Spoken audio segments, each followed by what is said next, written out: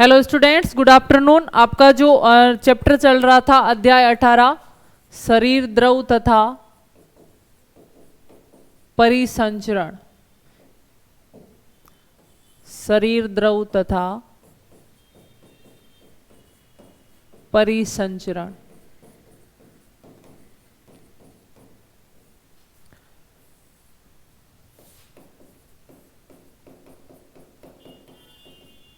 तो देखिए स्टूडेंट्स, पिछली क्लास के अंदर हमने क्या डिस्कस किया था कि जो हृदय की संरचना थी उसको मैंने आपको बना के बताया था कि किस प्रकार मानव के हृदय के अंदर 4 कक्ष होते हैं, जिसमें 2 आलिंद होते हैं, ऊपर वाले 2 नीले होते हैं, दायां आलिंद बायां आलिंद, दायां नीले और बायां नीले। और उन भागों को जोड़ने के लिए बीच में जो खिड़कियां पाई जाती है जिन्हें कपाट या वाल्व बोला जाता है, तो दाएं आलिंद और दाएं नीले के मध्य त्रिवलनी कपाट या ट्राइकस्पिड वाल्व होता है, और बाएं आलिंद और बाएं नीले के मध्य द्विवलनी कपाट या बाइकस्पिड वाल्व होता है। देखिए एक बार वापस मैं थोड़ा पॉइंट बना रही हूं आपको। 4 भाग देखे थे हमने हृदय में।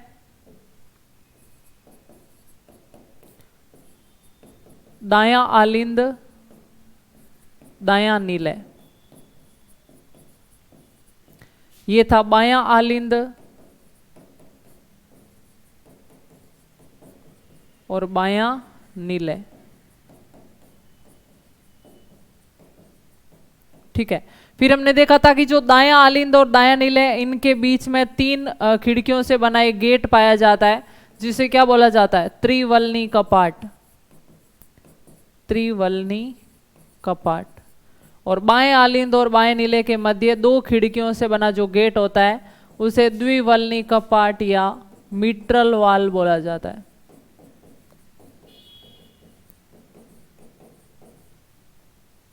ये शरीर के सारे भाग थे, और यहां पर हमने क्या रखा था? फेफड़ा। शरीर के अंगों से रक्त आया, दाएं आलिंद में गया, दाएं आलिंद से गया दाएं नीले में, दाएं नीले से अर्धचंद्राकार कपाट से निकलकर कहां चला गया? फेफड़ों के अंदर। फेफड़ों में रक्त में से ऑक्सीजन गैस को डाला गया और कार्बन डाइऑक्साइड गैस को निकाला गया, तो रक्त हो गया शुद्ध।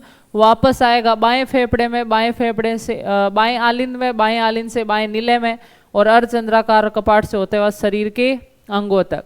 जो रक्तवाहिनी रक्त को हृदय के अंदर लाती है वो सीरा कहलाती है। ये थी महासीरा, और ये थी फुफ्फुसीय सीरा। जो हृदय के अंदर लाती है वो क्या होती है? सीरा होती है। जो हृदय से दूर ले जाती है ये थी महाधमनी, और ये थी फुफ्फुसीय धमनी। तो ये हमने सब पॉइंट देखे थे। और जो हृदय की क्रियाविधि का कंट्रोल करता है वो एसए नोड, और यहां पर पाया जाता है एवी नोड। इन दोनों को मिलाकर क्या बोला जाता है? नोडल ऊतक। ठीक है, तो यहां तक हमने डिस्कस किया था। इन सारे जो पॉइंट्स है उसको मैं लिखवा रही हूं। तो देखिए नेक्स्ट,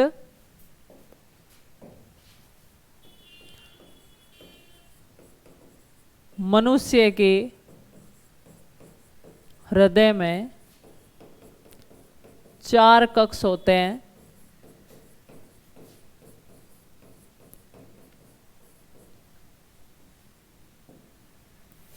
दो आलिंद, 2 नीले। नेक्स्ट पॉइंट, दाएं आलिंद तथा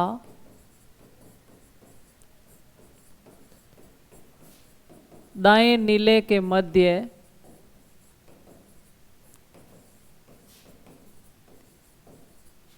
त्रिवलनी कपाट पाया जाता है।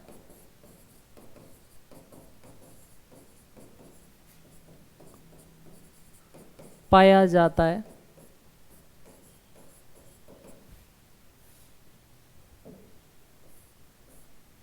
नेक्स्ट पॉइंट, बाएं आलिंद तथा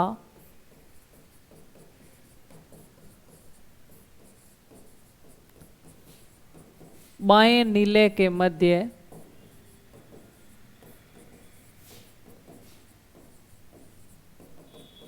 द्विवलनी कपाट पाया जाता है।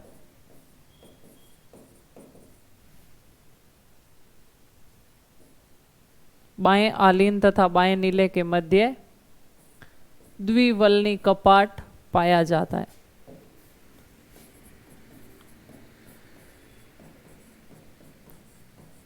नेक्स्ट पॉइंट,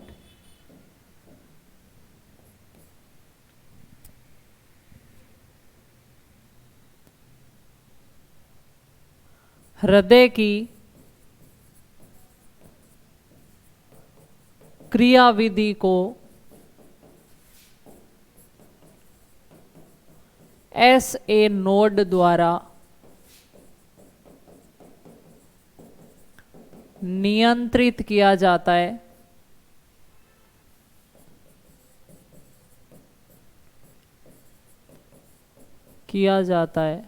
इसलिए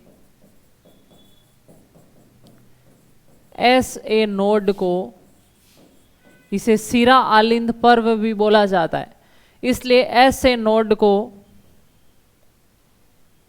हृदय का हृदय या हृदय का पेसमेकर कहते हैं, या हृदय का पेसमेकर कहते हैं। अगला पॉइंट,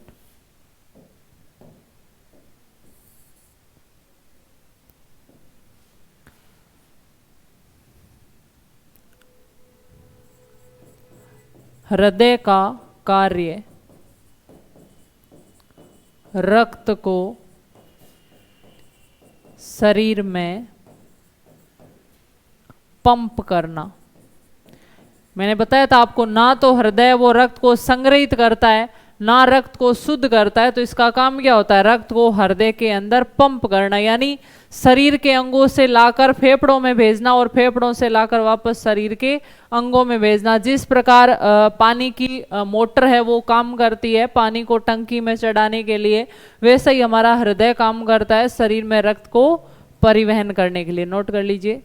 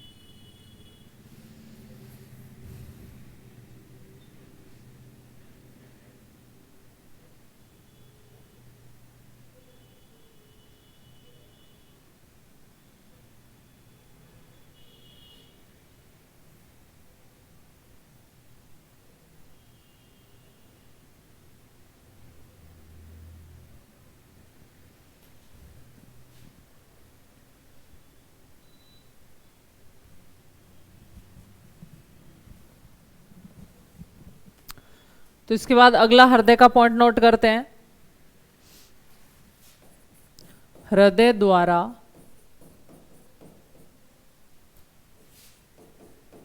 शरीर के अंगों से अशुद्ध रक्त को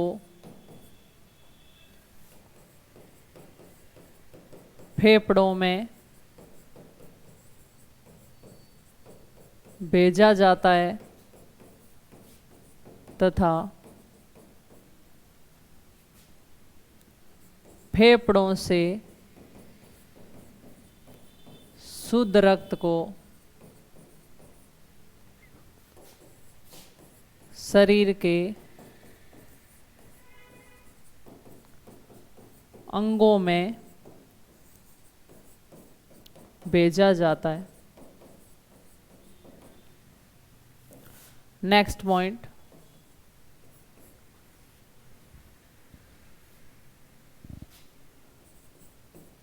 हृदय के दाएं भाग में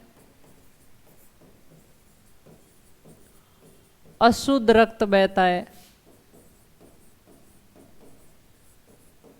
तथा बाएं भाग में शुद्ध रक्त बहता है।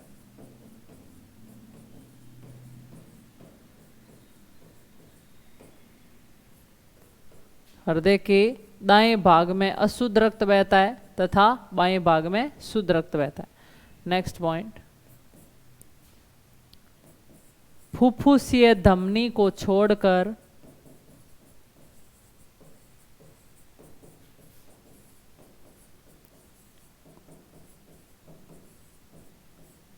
शरीर की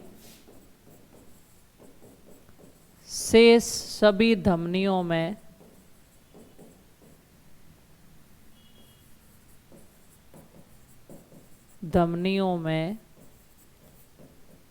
शुद्ध रक्त बहता है। इसका मतलब क्या है? फुफ्फुसीय धमनी में अशुद्ध रक्त बहता है। कैसे बहता है बताया था मैंने आपको। नेक्स्ट पॉइंट, फुफ्फुसीय शिरा को छोड़कर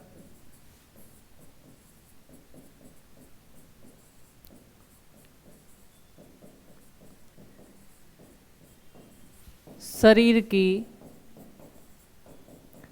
शेष सभी शिराओं में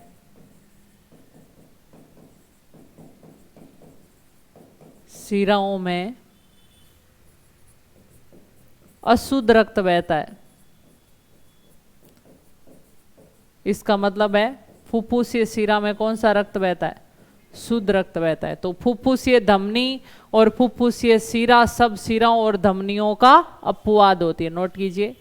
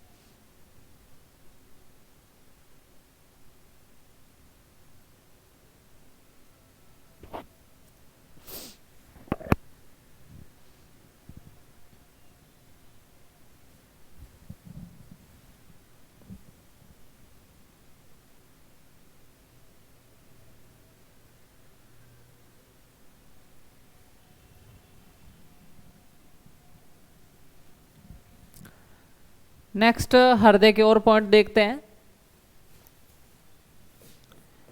एस ए नोड, या इसे क्या बोला जाता है? शिरा आलिंद पर्व।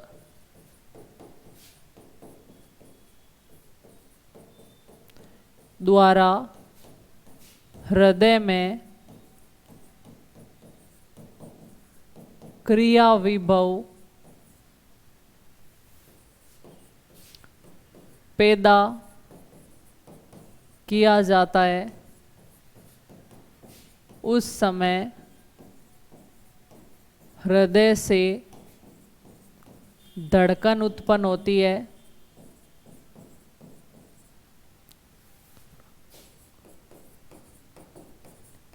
तथा हृदय संकुचित होता है।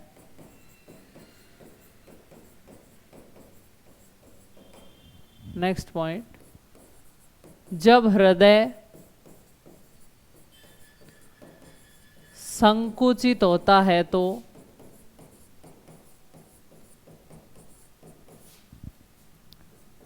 फुफ्फुसीय धमनी तथा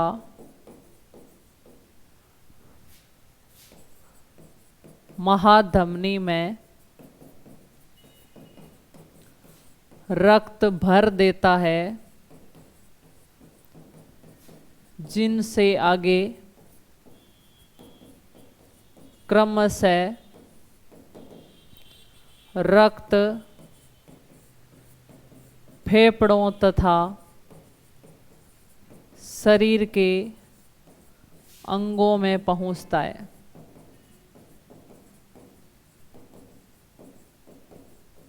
यानी जैसे ही हृदय ने संकुचन किया तो संकुचन होने से दोनों धमनियां रक्त से भर जाएगी, यानी धमनियां रक्त को हृदय से ले जाने का काम करती है। तो हृदय जैसे ही संकुचित होगा तो इसमें प्रेशर पड़ेगा तो रक्त निकल जाएगा हृदय से बाहर, और हृदय से बाहर ले जाने वाली रक्तवाहिनियां क्या कहलाती है? धमनी। तो जो फुफ्फुस ये धमनी होगी वो तो ले जाएगी फेफड़े में रक्त, और जो मां धमनी होगी वो ले जाएगी शरीर के अंगों में रक्त। ठीक है। हृदय द्वारा एक धड़कन में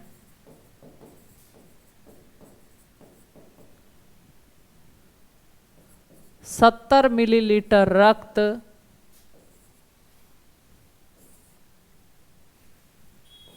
बाहर निकाला जाता है।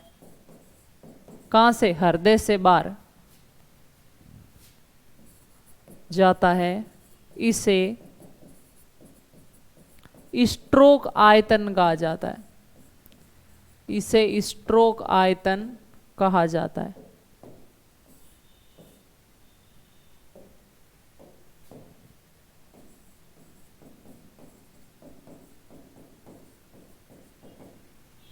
नेक्स्ट पॉइंट,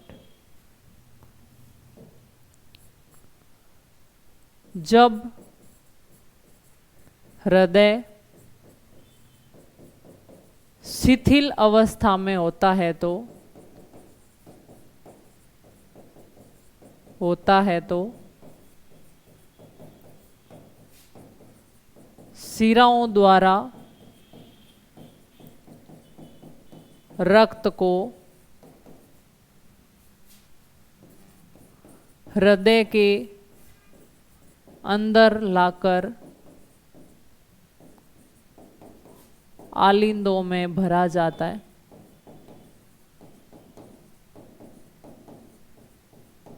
ठीक है, नोट कर लीजिए।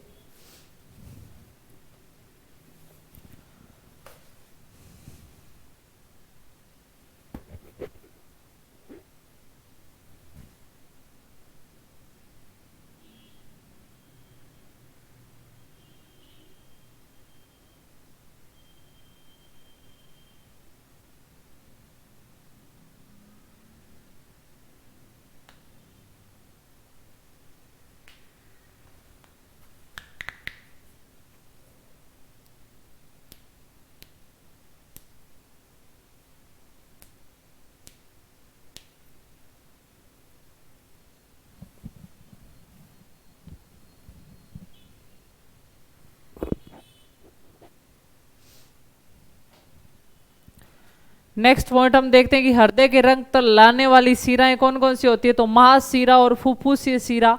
तो महाशिरा कहां से लाएगी? शरीर के अंगों से लाएगी, और फुफ्फुसीय शिरा फेफड़ों से लाएगी। तो नेक्स्ट पॉइंट, हृदय में रक्त शिराओं द्वारा लाया जाता है।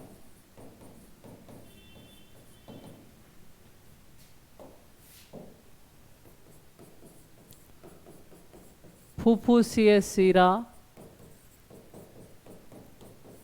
फेफड़ों से शुद्ध रक्त लाकर हृदय में डालती है तथा महाशिरा शरीर के अंगों से अशुद्ध रक्त लाकर हृदय में डालती है। अब देखिए स्टूडेंट्स, जो मैंने आपको बताया था त्रिवल्नी कपाट और द्विवल्नी कपाट, तो जैसे ही आलिंद रक्त से भरेंगे तो त्रिवल्नी और द्विवल्नी कपाट खुल जाएंगे। तो दाएं आलिंद से रक्त दाएं नीले में आएगा और बाएं आलिंद से बाएं नीले में आएगा। अब जैसे ही आलिंद पीछे से खाली हो गए, नीले भर गए, तो वो दोनों गेट बंद हो जाएंगे, त्रिवल्नी कपाट और द्विवल्नी कपाट। तो जब वो कपाट खुलते हैं तो कोई आवाज नहीं आती है, लेकिन जब वो बंद होते हैं ना तो आवाज आती है। उसी प्रकार अर्धचंद्राकार कपाट भी जब खुलेंगे तो कोई आवाज नहीं आएगी, बंद होगी तो आवाज आएगी। तो हृदय में दो ध्वनियां उत्पन्न होती है, एक लब ध्वनि और एक डब ध्वनि। लब ध्वनि कब उत्पन्न होगी, देखिए देखिए जब ये त्रिवलनी और द्विवलनी कपाट खुलेंगे तो रक्त दाएं आलिन से दाएं नीले में आ जाएगा, बाएं आलिन से बाएं नीले में आ जाएगा।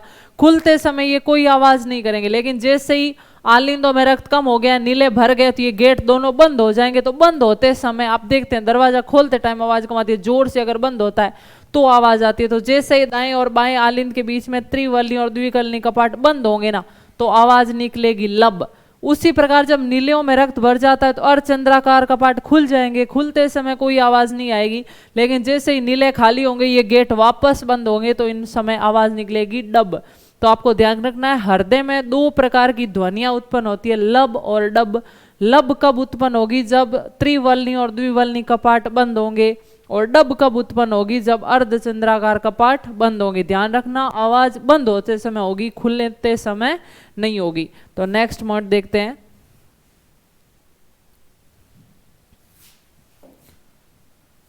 हृदय में दो प्रकार की ध्वनियां उत्पन्न होती है, जिन्हें स्टेथोस्कोप द्वारा, जो उपकरण होता है जो डॉक्टर गले में रखता है उसे क्या बोला जाता है, स्टेथोस्कोप। दो प्रकार की ध्वनियां उत्पन्न होती है जिन्हें स्टेथोस्कोप द्वारा सुना जा सकता है। तो ये ध्वनियां कौन सी होगी, पहली ध्वनि है लब और दूसरी ध्वनि है डब। लब कब उत्पन्न होगी, जब द्विवलनी तथा त्रिवलनी कपाट बंद होते हैं। ठीक है। डब कब उत्पन्न होगी, जब अर्धचंद्राकार कपाट बंद होते हैं। ठीक है। तो ये कुछ हृदय के पॉइंट थे, हमने डिस्कस किए, नोट कर लीजिए।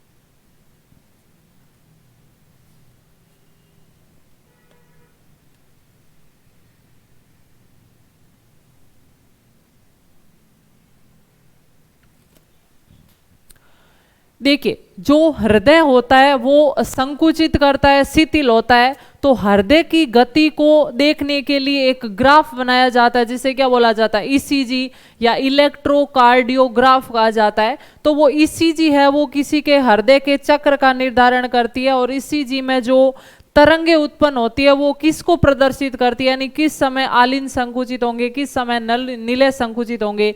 तो उस ईसीजी के बारे में देखते हैं। यानी हृदय की क्रियाविधि को ग्राफ के रूप में दर्शाने वाला जो उपकरण होता है उसे क्या बोला जाता है, ईसीजी, यानी इलेक्ट्रोकार्डियोग्राफ।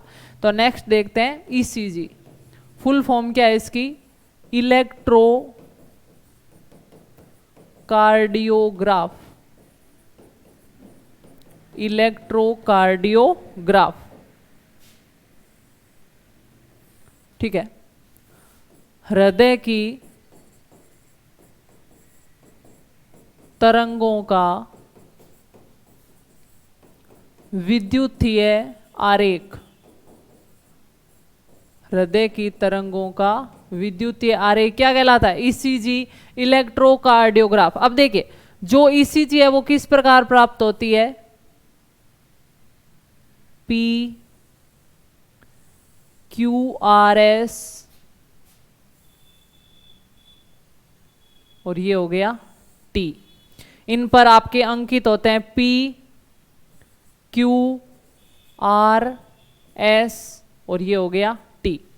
अब सबसे पहले क्या होता है? आलिंदों का संकुचन होता है, यानी हृदय शिथिल अवस्था में तो उसके अंदर रक्त भर रहा है, तो सबसे पहले क्या होंगे? आलिंद संकुचित होंगे। तो आलिंद संकुचन को किसके द्वारा दर्शाया जाता है?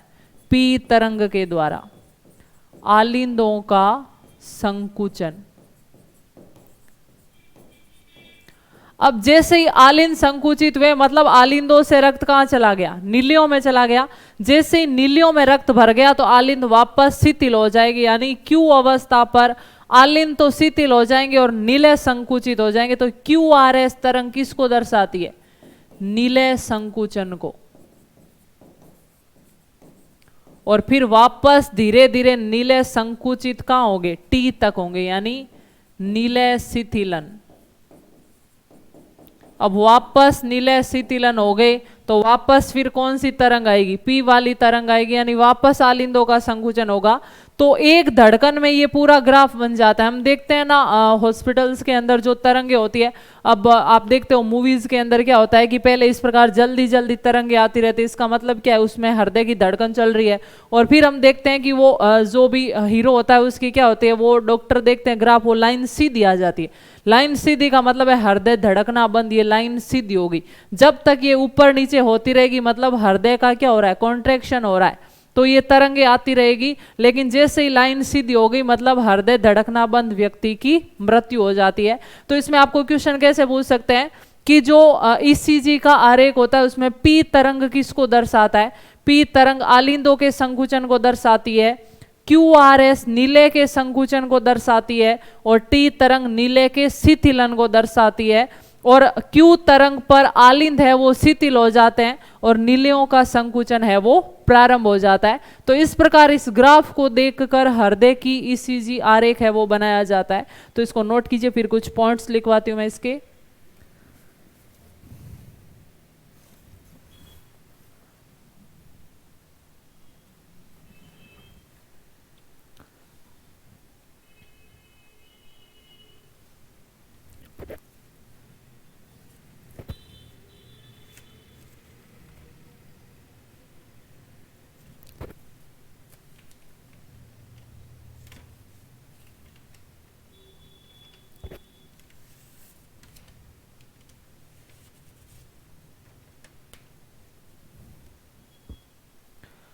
तो देखिए इसमें पॉइंट्स नोट करते हैं।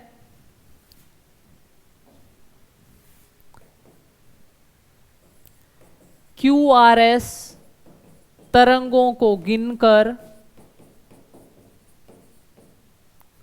किसी व्यक्ति की हृदय स्पंदन दर निकाली जा सकती है। क्यू आर एस तरंगों को गिनकर किसी व्यक्ति की क्या निकाली जा सकती है? हृदय स्पंदन दर, यानी एक धड़कन होगी तो एक तरंग आएगी, दो होगी तो दो आएगी। इस प्रकार 72 धड़कन होती है ना 1 मिनट के अंदर, तो 1 मिनट में ये 72 बार चलेगा, इसलिए ये लाइन है वो जल्दी जल्दी चलती है। ठीक है, तो किस तरंग को आपको पूछा जा सकता है? हृदय की स्पंदन दर है वो किन तरंगों को गिनकर निकाला जाता है? क्यू आर एस तरंगों को गिनकर। पी पर आलिंद संकुचन, आलिंद संकुचित होते हैं। नेक्स्ट पॉइंट, क्यू तरंग पर आलिंद शिथिल हो जाते हैं।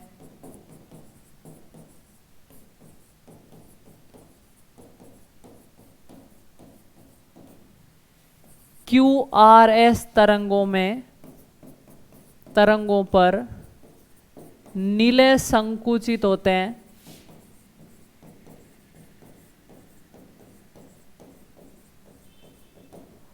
और टी तरंग पर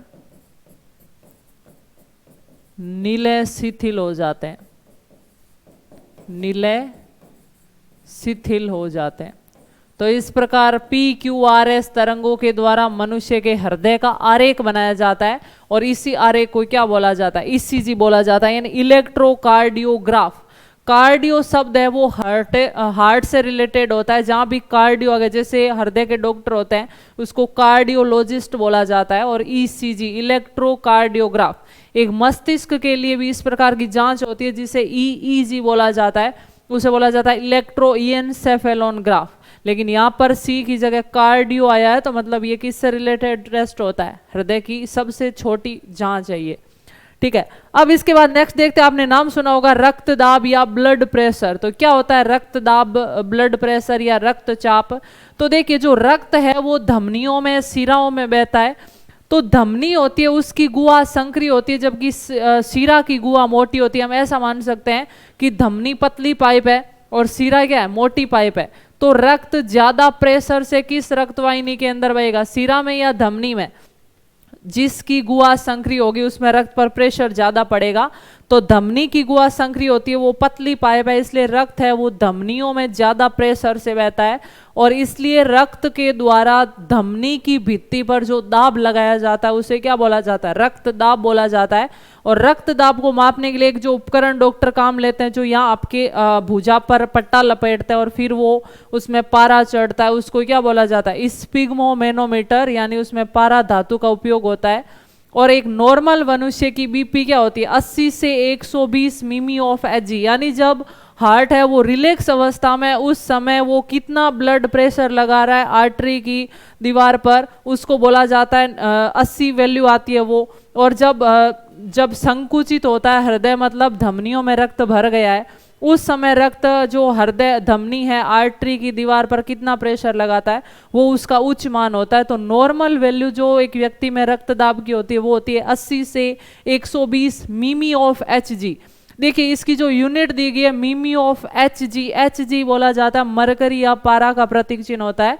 और जो रक्तदाब को मापने वाला उपकरण होता है स्पिग्मोमेनोमीटर, इसके अंदर किस धातु का उपयोग होता है, पारा का उपयोग होता है, इसलिए इसकी यूनिट में मिमी ऑफ एचजी लिखा जाता है। तो नेक्स्ट हम डिस्कस करते हैं रक्तदाब या ब्लड प्रेशर,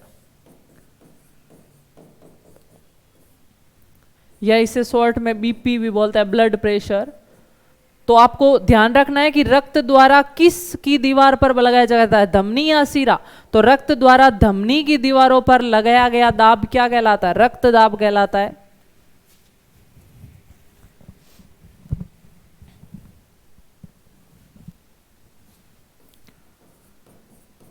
रक्त द्वारा धमनी की दीवारों पर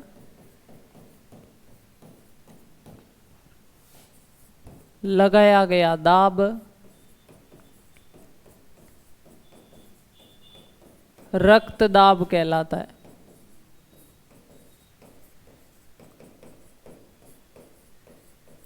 नेक्स्ट पॉइंट, रक्त दाब का मापन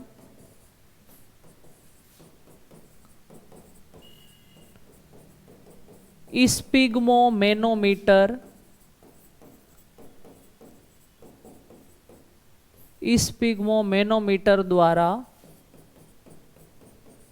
किया जाता है। नेक्स्ट पॉइंट,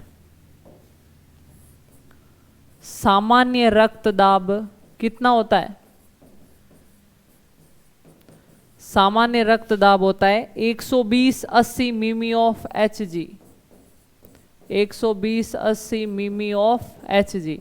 यानी जब हृदय संकुचित है, धमनियों में रक्त भरा हुआ है, उस समय रक्तदाब कितना लगाता है, 120। और जब हृदय शिथिल है, धमनियों में रक्त नहीं भरा हुआ, उस समय जो थोड़ा बहुत धमनियों में रक्त है उसके द्वारा लगाया गया दाब कितना होता है, 80। तो नॉर्मल बीपी क्या चलती रहती है, संकुचन में 120 और शिथिल में 80, तो वो एक नॉर्मल वैल्यू होती है।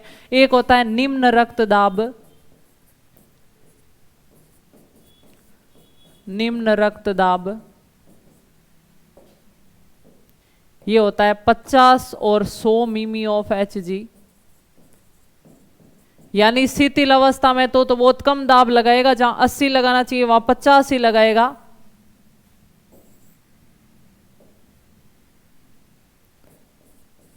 और जहां शिथिल संकुचित अवस्था में जहां 120 लगाना चाहिए वहां 100 ही लगाएगा। एक होता है उच्च रक्तदाब,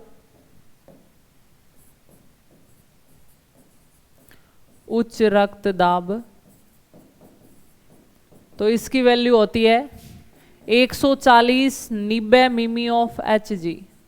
140 90 मिमी ऑफ Hg, यानी जब हृदय संकुचित अवस्था में होगा तो 140 लगाएगा दाब, और जब शिथिल अवस्था में होगा तो 90 लगाएगा। तो इस प्रकार 3 प्रकार के रक्तदाब होते हैं, लेकिन नॉर्मली सामान्य अवस्था में रक्तदाब कितना होता है? 120 80 मिमी ऑफ Hg। इसके साथ ही एक पॉइंट नोट कर लेना, मनुष्य की हृदय स्पंदन दर कितनी होती है?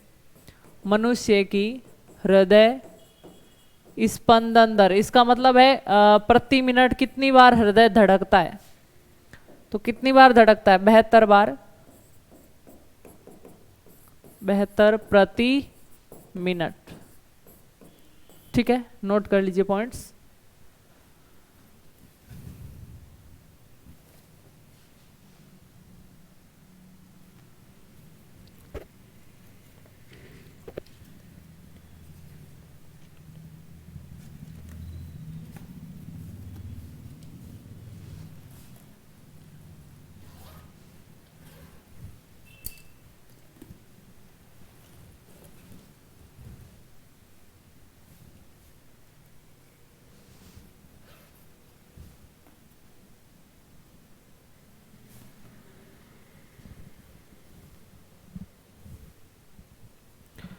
तो देखिए स्टूडेंट्स, इससे रिलेटेड कई और भी हृदय में रोग भी होते हैं। एक होता है हार्ट अटैक, एक होता है हार्ट फेल्योर, एंजाइना पेक्टोरिस। तो हृदय की एक होता है एंजाइना पेक्टोरिस, देखिए बिल्कुल थोड़ा सा समझ लीजिए जो लास्ट में आपके दिए हुए हैं हृदय से संबंधित रोग। एक होता है एंजाइना पेक्टोरिस। एंजाइना पेक्टोरिस में क्या होता है कि हृदय की स्वयं की भित्तियों को जब रक्त नहीं पहुंच पाता है पर्याप्त कोलेस्ट्रॉल के जमाव के कारण, तो जब व्यक्ति ज्यादा मेहनत परिश्रम करता है तो उसको ज्यादा ब्लड सप्लाई की आवश्यकता होती है, तो उस समय उसके हृदय में एकदम दर्द उत्पन्न होता है, जिससे क्या बोला जाता है? एंजाइना पेक्टोरिस बोला जाता है। नॉर्मल अवस्था में उससे तकलीफ नहीं रहती, क्योंकि नॉर्मल अवस्था में थोड़ा सा कोलेस्ट्रॉल जमा रहता है तो ब्लड सामान्य बहता रहता है। लेकिन जब वो ज्यादा मेहनत करता है तो फिर उसको ज्यादा ब्लड सप्लाई की आवश्यकता होती है, तो उस समय वो कोलेस्ट्रॉल क्या करता है? रास्ते को थोड़ा संकरा करता है, तो हृदय के आने में, रक्त के आने में प्रॉब्लम रहती है। तो उस समय व्यक्ति के हृदय में दर्द उत्पन्न होता है, जिससे एंजाइना पेक्टोरिस या हृदय शूल बोला जाता है। उसके बाद एक आता है हार्ट अटैक और एक होता है हार्ट फेल्योर। देखिए व्यक्ति की मृत्यु हार्ट अटैक से नहीं होती है, हार्ट फेल्योर से होती है। हार्ट अटैक में क्या होता है कि जो रक्तवाहिनियां है, जैसे धमनी है, उसके अंदर कोलेस्ट्रॉल जम गया है, तो रक्त के प्रवाह में थोड़ी बाधा होगी तो व्यक्ति के सीने में थोड़ा दर्द आता है, जिसे क्या बोला जाता है? हार्ट अटैक बोला जाता है। लेकिन हार्ट फेल्योर में क्या होता है कि जब हृदय की भित्ति में रक्त पहुंचना बंद हो गया तो हृदय ने काम करना बंद कर दिया, इसे क्या बोला जाता है? हार्ट फेल्योर बोला जाता है। तो इस प्रकार हृदय से संबंधित कुछ आपके सिलेबस के लास्ट में रोग दिए हुए हैं, तो वो आपको पढ़ना है, और इसके साथ ही आपका जो ये चैप्टर है वो कंप्लीट होता है। मिलते हैं नेक्स्ट क्लास में एक नए चैप्टर के साथ, तब तक के लिए थैंक यू सो मच।